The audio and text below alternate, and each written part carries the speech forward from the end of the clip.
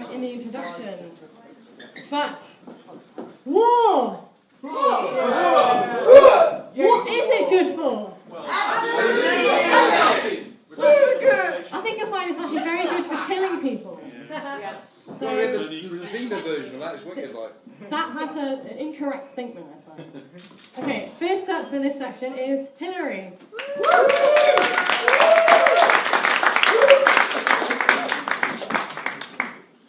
Hello, it's another inner conflict poem. So it's a fairy tale beginning on the night of a lunar eclipse, and it's called The Hunter. We found shelter in the woods, a huntsman's hut torn by pricks of frost-shattering glass, air-ripped bricks, and tiny rooms with crowds of crippled chairs. Nightfall, corner heat, the walls tongued down on us. She rose, packaged me in strips and left me there.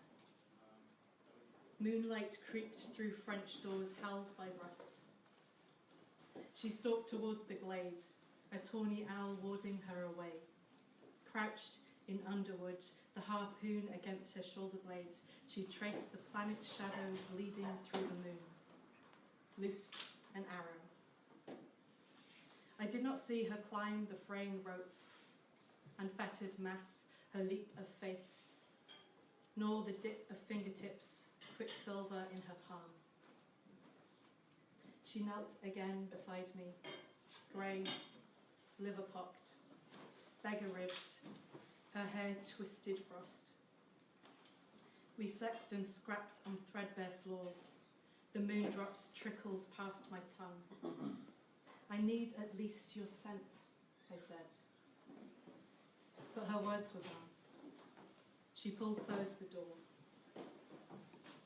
And when the child came, it screeched like Lucifer would answer, tore my breasts, till blood and milk ran. I knew I could not love it. Too soon the teeth, fur tattering her head, she pawed the rugs with fists, blundered through on all fours. I kept us fed on roots and fish, lit candles. Searching the woods, terrified my mind would snap like femurs under theirs.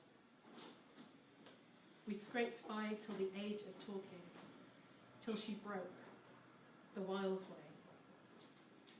I led her through, unleashed her in the damp and dusky glade. The cuff of moon leaner than a tooth, darted home, shuttered out the shrieking whelp, held fast the locks. Daybreak, rag-wrapped, barefoot, stammering inside the city gates. I tried to tell. Of what? But only howls. Only howls came.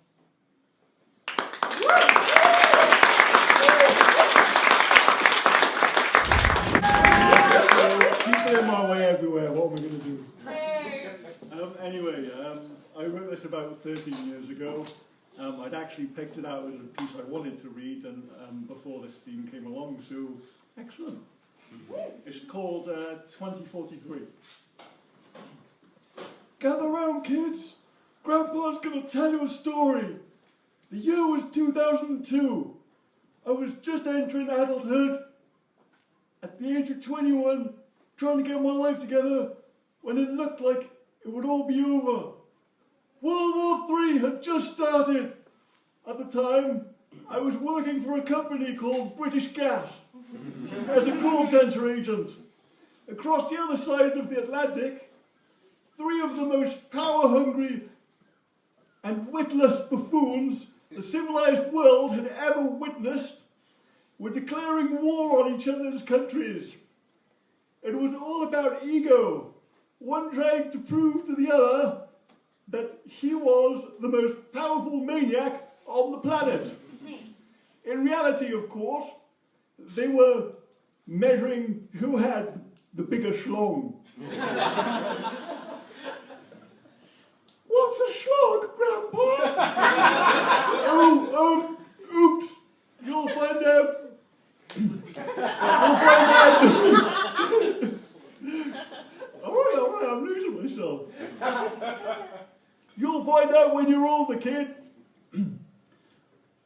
What were the names of these people, Grandpa? That's not important. What is important is that the situation was very similar to what's going on now, even though 40 years have passed. Anyway, the point I'm trying to make is that I know exactly how to quash this situation, for it was I who, under the cover of night,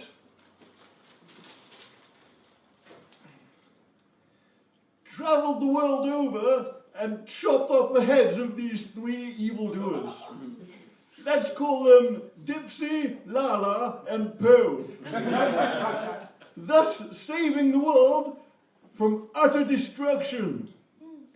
Okay, Dad, finish off your tales. It's time for the boys to go to bed. Thank you.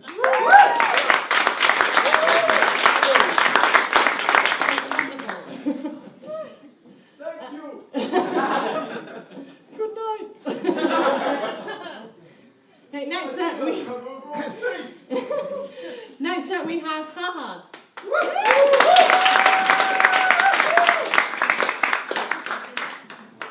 Yeah, I'm hoping my phone doesn't die because I'm not sure I know the second half. I've got like 5% bitch. We'll see.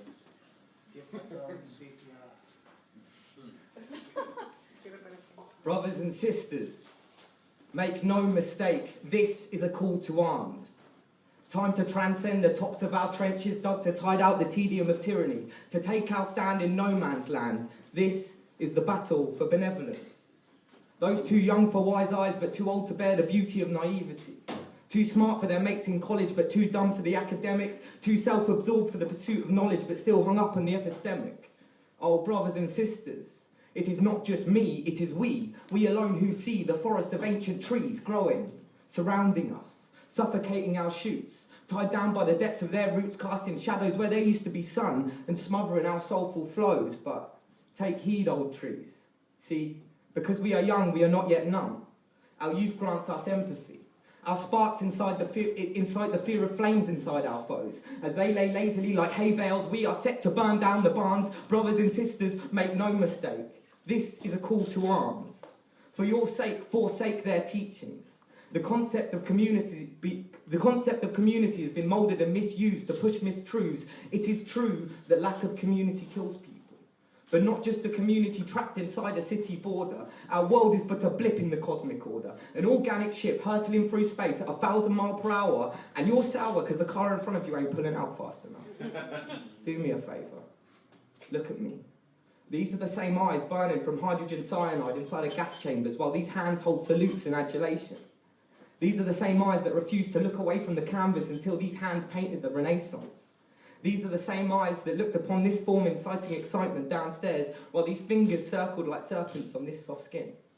These are the same eyes that stood by and watched these hands grasping mum, and these are the same hands that were too small to do anything about it. It was too late before I realised you're never too small to make a stand for what you hold dearest. The night sky is always clearest just as the sun first sets. Let us never forget that clarity. Let us make a stand. Let us arm ourselves with education. I'm not saying go to uni to do some half-assed degree you and your lecturers don't give a fuck about. I mean really educate yourself. Educate yourselves in the words of the great thinkers, whether they present themselves in books or in dingy pubs with a pint of lager. Listen, every single life has a lesson to teach. Whether it be in disgust or in concurrence, they are shaping you. Either in humility or in confidence, remember what they say they believe to be true, just as I do. So listen to me as I scream from my high horse. I'm imperfect, but I promise you I'm trying. And I am growing. And one day I may gain the virtues I adamantly shove down people's throats, but till then it seems no one will listen to me until I have a BSc next to my name. All because I'm too young to be wise, but too old to bear the beauty of naivety. Too smart for my mates in college, but too dumb for the academics. Too self-absorbed for the pursuit of knowledge, but still hung up on the epistemic. My skin's too white for the brown. My skin's too brown for the white parents. My mind's too white for the brown parents. So where the fuck do I stand? I stand with anyone who will stand with me. Anyone who will take up their God-given beauty in their palms and grasp it so tight it replaces the blood in their palms. Brothers and sisters, make no mistake. This is a call to arms.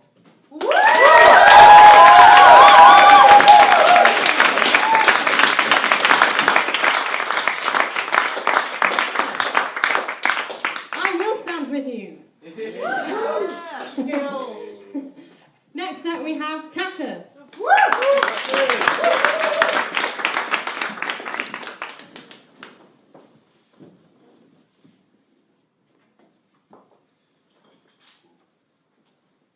Dwi'n ddim yn siarad Gymraeg, pass notes under English language, fight paper, reflections, blue eye, crack rock, thighs as a raw teething jaw. Drip honey teeth over the bones of your nine and fold her into a suitcase like a love letter. Fi mobl ffunk glad glas, remember capel celyn, llwyddyn no araf means slow and cariad, my love. Dwi'n dysgu Gymraeg, for Owain Glyndŵr, the king, not the king's inn, Prince of Wales lineage, not born of our rivers or hills or valley or tongue, here the raw fire spill like Penhanaeth from rugby halls to streets. They are the princes of dragon's veins, preparing us for battle. We are the poets, bard adri, with yesterday's lips and tomorrow's eyes, so stop biting your own mouth, peel skin lip and swollen cheek, there are enough people out for spit and blood, ripped flesh, teeth ache, and we need your voice intact when we rise again. Vigodo in nieto.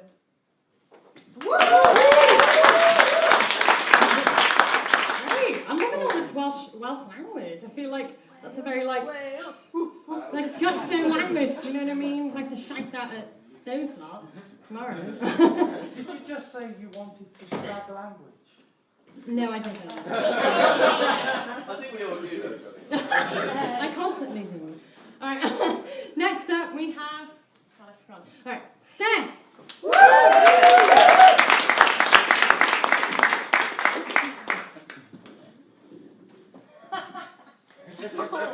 Hello, family.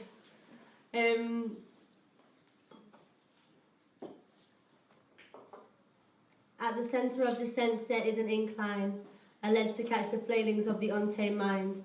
Points of contact, level markings, the stairs are Escher spirals, sparking, think tank immersed in fad-led verse. My cells are immigrants and expats, their home a changing constant, and I've come to love the dance as love we must. My concrete fields are rigid, still unwinding, the end is in the finding, I am shadow playing, yield on brink of trust. Feudal systematic living, the seat the car I'm driving has an automatic servant who licks me when I sigh. Bound in see-through substance to live as existential goldfish, I am open-mouthed and gliding through the wild. Well done.